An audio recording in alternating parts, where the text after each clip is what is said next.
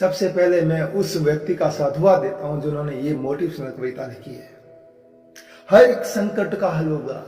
मतलब ये कविता हमें ये मोटिवेट करती है कि जीवन में चाहे आपदा आए, विपत्ति आए, भयंकर संकट आए, चाहे गहराई अंधेरी रात हो, चाहे कितनी भी बड़ी विपदा हो, तो हमेशा ये सोचना हर एक संकट का हल होगा। मतलब प्रत्येक जितनी भी समस्या आती है उसका कोई न कोई हल होगा, वो आज नहीं तो कल होगा। मतलब इसलिए दोस्तों, हर एक संकट का हल होगा, वो आज नहीं तो कल होगा। इसलिए हमेशा सोचो कि वो कहीं कहीं कभी न कभी उसका हल मिलेगा। संघर्ष ने छोड़ा, माना की है अंधेरे बहुत, माना कि पूरी जिंदगी में पूरा अंधेरा छा चुका है हमारे और चारों ओर नाकामी है। मतलब चारों तरफ नाकामी आ गई, ऐसा लगता सारा माहौल ऐसा बेचैन सा हो गया। माना कि है अंधेरे बहुत और चारों ओर नाकामी है, माना कि थक कर टूट रहे, माना कि हम पूरे दिन मेहनत करने के बावजूद उसको हटाने के लिए पूरा प्रयास करने में थक रहे हैं और सफर अभी दूरगामी, सफर बहुत लंबा है। माना कि थक कर टूट रहे हैं और सफर अभी दूरगामी है। जीवन की आपाधापी में, मतलब जीवन की भागदौड़ चढ़ी रही है। हमें संघर्ष को भी देखना है, अपने जीवन को भी चलाना है, अपनी एजुकेशन भी कंप्लीट करनी है, अपना कंपटीशन भी देखना है, अपने पैसों का इकट्ठा भी करना है, अपने रिसोर्स भी बनाना है। मतलब जीवन की भागदौड़ चल रही है। जीवन की आपाधापी में जीने का ठिकाना छूट गए, हम जीवन जीना ही छोड़ रहे हैं। माना कि थक गए हैं, सपनों का नींदों में आना छूट गया। हम इतनी थकान आ जाती है कि हम आने वाले कल का सपना देखना भूल जाते हैं, क्योंकि थकान इतनी आ जाती है, हम क्या सोचे क्या नहीं देखते, शरीर इतना थक चुका होगा कि माना कि थक गए हैं, सपनों को नींदा में आना छूट गया। माना कि हिम्मत टूट गई है, आंखों में निराशा छाई है।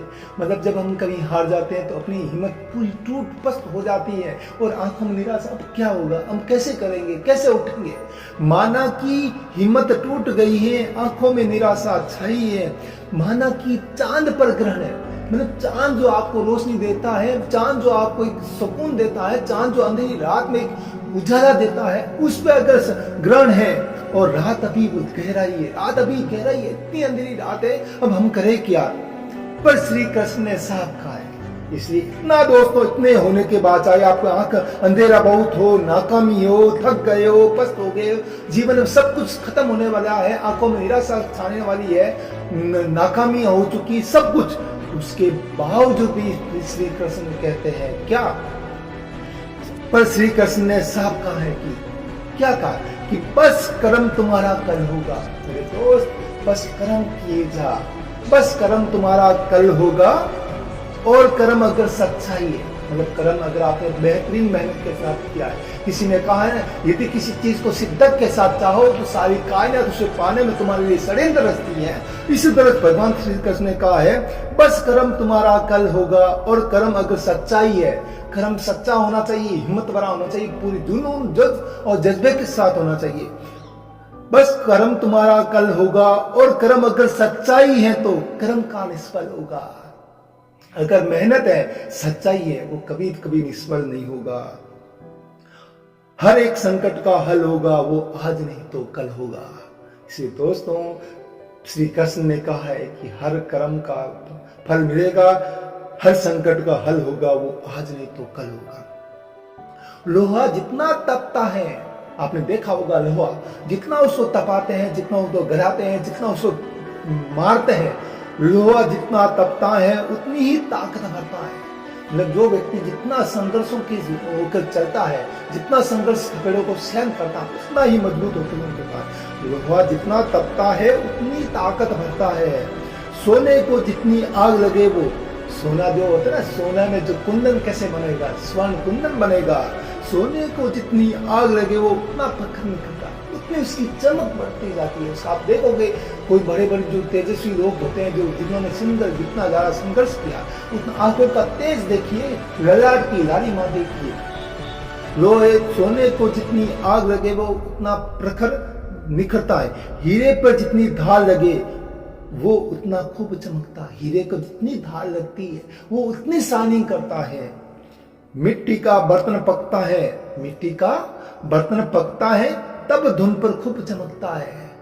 मिट्टी का बर्तन अगर जब तक पकाओगे नहीं, वो अगर पकेगा नहीं, संघर्ष नहीं करेगा, वो कभी भी टूट सकता है। अगर वो मजबूत पका हुआ, उसमें आप आराम से धुन जितनी चाहो धुन आप बजा सकते हो।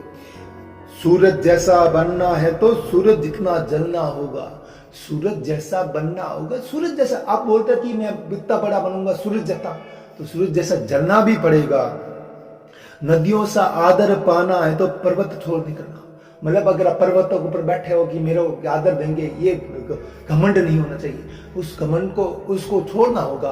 अगर आपको आदर पाना है तो नदियों सा आदर पाना है तो पर्वत छोड़ निकलना होगा। झुकना पड़ेगा आपको, लोगों के साथ विनम्रता का व्यवहार करना पड़ेगा। नदियों सा आदर पाना है तो पर्वत छोड़ निकलना होगा। और हम आदम के बेटे हैं, और हम किसकी संतान है? उस आदम की संतान है। तो फिर क्यों सोचे ये राह सरल होगी?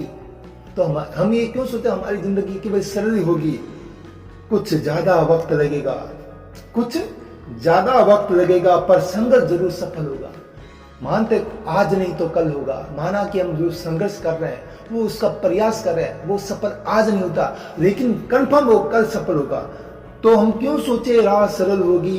कुछ ज्यादा वक्त लगेगा, पर संघर्ष जरूर सफल होगा। हर संकट का हल होगा, वो आज नहीं तो कल होगा। इसलिए श्री कृष्ण ने कहा है, बस कर्म तुम्हारा कल होगा, और कर्म अगर सच्चाई है तो कर्म का निष्फल होगा। हर एक संकट का हल होगा, वो आज नहीं तो कल होगा, वो आज नहीं तो कल होगा।